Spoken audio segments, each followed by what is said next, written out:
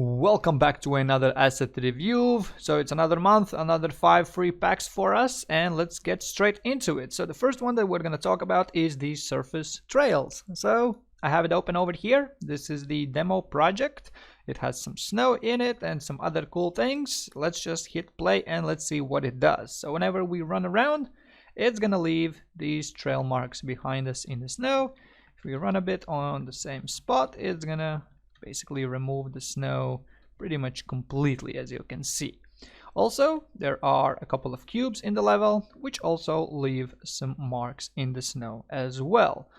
One thing that I found strange though is I wasn't really able to instantly, probably if I would dug into this a little bit deeper it would go a little bit better, but I wasn't able to get the snow to be removed fully.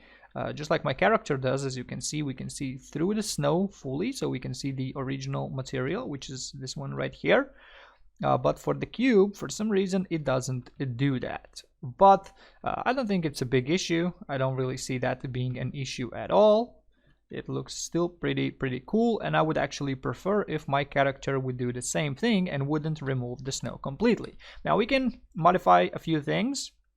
So every single actor that basically interacts with the snow and does leave these trails in it has a component which is a trails component. So our character has 4 of those. So you will see that he has 2 on his one leg and 2 on his other leg, like so. So I'm going to select all of these and I'm going to change the hardness of this to be like maybe like 1. I guess it's clamped to being 1. We can't make it 0.5, so let's leave it at 1. And if we run around now with our character, you can see that it leaves the same trails basically as the cube, so that way it looks a little bit more consistent. Now obviously we can change these values for the cubes as well, and then that way it's going to be a little bit deeper or a little bit more shallow trails than what it is right now. Now also they have some examples over here that will leave some different textures over here, so we can go ahead and paint something on this if we like. Also over here we have black to white.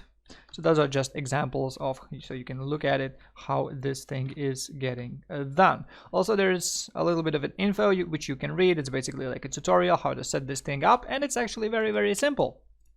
So inside of our blueprints, first thing is we need one of these trail managers in the level. There has to be just one. It's going to give you a message at the top left. It's coded inside. It's going to tell you that you need one of these in the level, which they already have by default. There it is, Trails Manager.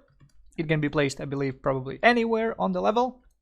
And also we need to add the trail component to our actor. So what you basically do is you go ahead, create yourselves a new blueprint. Actor, I'm gonna leave it new blueprint, and we're gonna go ahead and add a sphere to this, and also we're gonna add a trail component like so. Now I might make this a little bit bigger, which I can't seem to see. Can't see the outline, so I'm gonna bring this into the level, have a look at it. So this is it. Let me just real quick make it a little bit bigger. And I still can't seem to be able to see it, which is a little bit sad, but technically if we press play, enable gravity, of course, that's very important to enable the gravity on this object, simulate physics, you can see it leaves the trail. So I made it a little big, so it's going to make a big trail behind it. But if we make this a little bit smaller in the scaling, then it's going to leave some smaller trails. As you can see, as simple as that. So mine got a little big, so just go ahead and reduce the scale. I made mine 7, so it's a little big, but you can make yours a little bit smaller. Now obviously you might have to use their snow material, well, their landscape material in general, because a lot of the code is living inside of the snow itself. It's using the world displacement, and here are some of the nodes which you could actually copy from this and move this into your own project and experiment with that. So if you know some basic material nodes, this shouldn't be too difficult for you to move this into your own material. Other than that, that's pretty much it for this one. I like the fact that it's so simple to set it up. Just add a trails manager and add the component to your actor, configure the strength a little bit, and there you go. You're pretty much done with it. The next asset pack for this month is the cave environment, which looks something like this. So it looks pretty cool. So let's go ahead, let's just hit play for a second. Let's run around a little bit. So you will see we have these particles over here flying around slowly.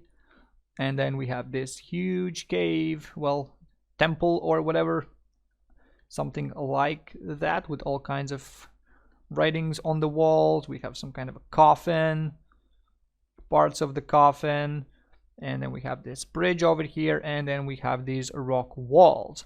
Now actually there is not that many assets in this pack, but I really like what they have done with just that small amount of assets. They have made this really cool looking cave. So it basically tells you that you don't actually need that many assets to be able to create something cool. All you gotta know is how to scale those, shape those up a little bit, and you're pretty much good to go. So let's have a look at the models themselves. So what really comes in this pack is we have obviously demonstration map, overview map. We have the particle system that we can see over here, which is just a regular particle system. We have some textures and materials for the models, obviously, and then we have these models over here. So this is what you are probably interested in. As you can see over here, we have 26 models, so there's not a lot of them. And so over here in the models, we have some walls, we have some bridge pieces, the middle parts, some more ceiling wall pieces. Now you can see they are a little bit brighter than everything else perhaps in the level, and that is probably because I need to rebuild the lighting. These are just static lights, so those are not movable. So that's probably why the lighting is a little bit different for these models, because they don't have their lighting rebuilt. But that's not an issue. The lighting rebuilding the lights is pretty simple, and as you can see, like I said, this thing actually uses, these are all the same models over here. They're just placed differently, rotated a little bit differently, reshaped a little bit. There is not that many models over here, and same goes for these walls right here. All of these are the same wall. They're just simply using a different UV grid, and you can get a lot of cool effects from these few basic models. So not a lot in this pack, but well, we can make a cave, as you can see. So let's dive into the next one. And for some reason, the next pack loads up like this, at least their demo level. I tried to experiment with the lighting a little bit, this and that stuff, but for some reason it is very, very bright. Anyway, let's use the unlit version of this so we can have a look at this. As you can see, we have all kinds of cool paintings. So those are really nice decorations, some lamps here and there. So those could be used in all kinds of things. So this is like a horror pack. So you will see we have some decals with blood. We have some nice looking curtains, which are actually partially transparent. As you can see, we can see through the curtains, which is really cool. We have some transparent windows as well. So those are doors to nowhere. So this is the door to somewhere. So there's a bunch of cameras over here. Simply ignore those. But what is interesting, we have all kinds of utilities. We even have some food pieces that are separate, so we can move those around. We have some decals, which don't really see what they are doing, but okay. Let's leave it be. So we have some candles over here. We have some more utilities, some plates, some cups. We have this thingy that you put on the table. No clue how you call that thing in English. We have some dirty plates, some clean plates, a pot with a content, without a content. Totally depends which one you decide to use. Some spider webs, which is also really cool. And yeah, this does look like a creepy house. So let's have a look real quick. So we have some meshes. So there's a bunch of meshes over here with all kinds of candles, ashtrays, cups, other utilities, tables, trays, curtains, windows, pots, all those pieces that we saw over here. So also we have paintings like this as well. We have some paintings over here which are turned the other way around. So we have a bunch of options for the paintings, which is really cool. Again, the poly count is very low this month, so I enjoyed that part quite a bit. So it is very usable for game development. And also in the materials, we have a couple of decals. So we have some blood ones. So we have 3 options for blood. So we can go ahead and maybe try to put this over here, or let's Let's use this spot right here so we can see this a little bit better. Let's remove that. So we have some blood stain over here. We have a blood stain like this, the one you saw from the doors. Obviously you can go ahead and scale this however you like.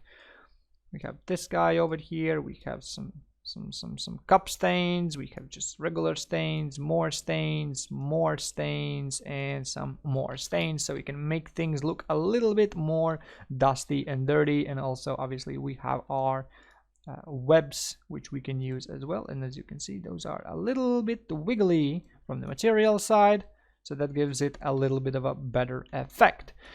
Okay, let's dive into the next one. Now the next one is the landscape pack. So this thing has a lot of landscapes. Now I'm not gonna press play on this. Well, I'm gonna play it for a little bit so you pretty much get the scale of this thing. But the thing is, my FPS is pretty low on this. So if we play from here, so you can see that it's not the smoothest. Not the smoothest, because these landscapes are very, very massive, as you can see. And you can see the lag. It's a big one when I look far away. When I load all that detail inside of this landscape, my FPS is dropping significantly. But well, this is a pretty cool alien map. This one specifically, there's a bunch of these, as you can see at the bottom of the screen. I do like the skybox though. The stars and everything and the galaxies look pretty interesting. And as you can see, there is a lot of options over here. So I'm going to be floating around like this, and we actually want to lit it up. There we go. So it looks the way it should. As you can see, the skies look really cool. Here is the landscape itself. They are very massive. As you can see, we're going to remove the exponential fog just for now so we can see the sheer scale of this whole thing. So let me speed this up a little bit. And as you can see, this landscape is really massive. Here we go. So we have this tiny little person inside of this crater over here. And I can't even see it. There we go. So we have this tiny little guy, and you can see now how actually massive this landscape is, and that's why, well, it is a little bit laggy for me personally. My PC cannot handle this big of a landscape, and it's usually, personally, I think it's usually better to have some smaller landscapes but multiple of those rather than one huge massive one. Even though they do have like LODs and such, I still have had some issues, at least with my hardware, that it's not really taking it in that well. Now, obviously, this is not the nicest looking one. There's obviously a couple of other ones as well. So we have deserts, we have rocky hills, we have some valleys as well. So there's 24 total maps available to us that we can go through. And well, this takes a lot of time, as you can see, for me to open all of these. So I'm not going to go through all of them, but we are going to have a look at some of them. So we have the desert one. That looks something like this. It looks a little bit rocky though. It looks more rocky than sandy, but whenever we get close to it, it does look a little bit more sandy, and far in the distance it looks like it's an actual desert, which is pretty cool. But again, like I said, you can see the lag. My PC does not really fully like this. And there's a bunch of craters over here, which you can see in pretty much every map. There's craters and all kinds of stuffs like that. This one seems a little bit smaller. Still gives me a little bit of a stutter though. And let's have a look maybe at some rocky hills. So obviously I opened the first maps for every single one of those. I'm just going to open some different ones now so I can have a look at different ones myself as well. But I can tell you that the first alien map and whichever I opened does look pretty much the same. Same goes for the desert. They do look very similar. So there's not like a huge difference visually between those. They all look pretty much the same way. And again, as you can see, the stutter is real. But the quality on this thing is pretty good, at least for the background purposes and for some filmmaking rendering backgrounds. This is pretty cool. Not gonna lie, this looks pretty good. And as you can see, this has killed my FPS completely. So this is a tough map for my PC. It does not like it. So it's up to you to go ahead and experiment and have a look at these maps. They are very high detailed, very cool landscapes, but well, they unfortunately are not for my hardware. Now, here is the last pack. Now, real quick, this is the Dismemberment. So basically, the legs and heads and arms are gonna fly away. So if you are sensitive, maybe just turn it off. But it's not super realistic, so shouldn't be anything too much to worry about. So let's hit play, and let's actually hit play on full screen. There we go. There's a couple of things that we could steal from this. There's a bunch of cool animations for directional movement. Also, the character is able to turn in place, which is pretty cool for the basic setup. So we have some walking, we have some crouching, and we have some running as well. Okay, so let's go ahead, let's pick up a toy. At least that's what they say. Pick up some toys. Pick up some toys, boys. So we have weapon over here, so let's go ahead and let's aim at this guy. So don't shoot me, I break easily. Bad gun. Let's grab this gun. Don't seem like you do break easily. You don't really break at all. Bone break. Okay, not sure what exactly that is. Don't shoot me. Yeah, right. Oh, there we go. There we go. There we go. We take that boy apart. There we go. Shoot my right arm. Whoops. I shot the wrong thing. Right arm. Okay, so that's this one.